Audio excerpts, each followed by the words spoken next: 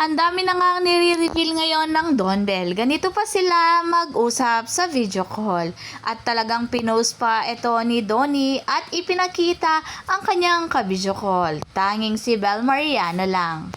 Proud na naman si babe na yan. Ganda ba naman? Tapos talented pa. Ganda ng voice, Belinda. Love you, Bel. Nandito lang kami para sa'yo. Been here since the surprise appearance of Belle as Trish in James, Pat, and Dave.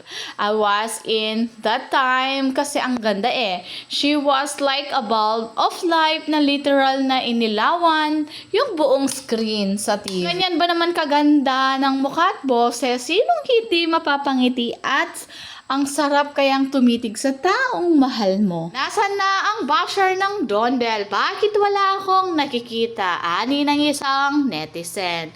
Wala akong nababasa na ayaw naman talaga ni Donnie. Kita nyo kung anong meron sila. Kaya hindi ako naniniwala na sila yung nasa blind item. Kamay talaga ni Donnie sakto sa bewang ni Belle. I love how you care each other and how make us happy. I'm a fan since 2023 because of them.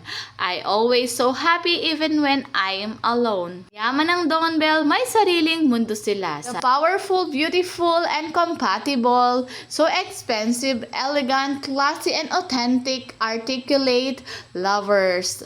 Donnie and Belle stay stronger forever and ever. Pati pag-uwi galing Boracay ay twinny na twinny ang dalawa at sabay pa nga sila sa isang sasakyan.